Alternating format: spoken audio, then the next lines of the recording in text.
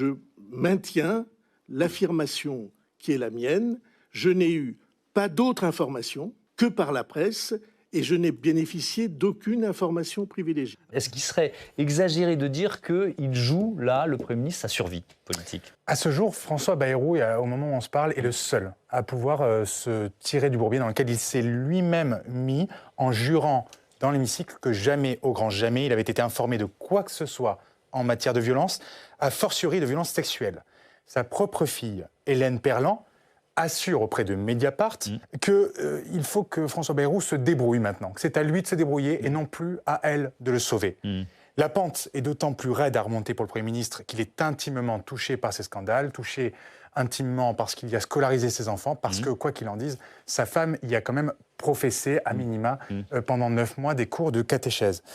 Sa stratégie de défense, était-ce une stratégie d'ailleurs, ou une improvisation, on en doute, mais elle a consisté à nier en bloc. Il doit sortir d'urgence du déni, à présent, que sa version a été mise à mal par des témoignages du juge Christian Mirande, mais aussi de ce gendarme, Alain Ontang, dont on voit mal, pour le coup, les arrière-pensées politiques, étant entendu qu'ils ont juré eux aussi sous serment. Les juges et les gendarmes, ça se trompe comme les autres, disait François Bayrou.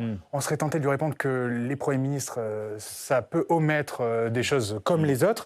Et surtout, c'était avant que sa fille, on y revient, Hélène Perlan, confie encore une fois à Mediapart que son père l'avait bien sondé si elle jugeait ou pas plausible que le père Péricard, à l'époque, dans les années 90, et se soit rendu coupable de tels faits. Si on essaye de se projeter, le sort de François Bayrou, il n'est pas scellé. Non, il n'est pas scellé parce que, vous en avez parlé, ce MeToo, ce qu'il est convenu en tout cas d'appeler le MeToo de l'éducation nationale, est inédit.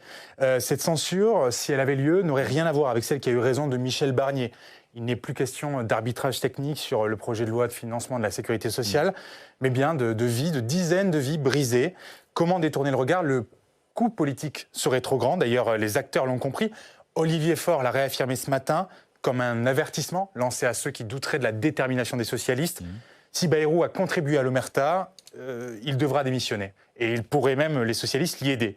Bien plus timoré sur le sujet, en revanche, le Rassemblement national, par la voix de Sébastien Chenu ce matin, assure ne pas non plus avoir peur de la censure et renvoie la balle justement aux socialistes.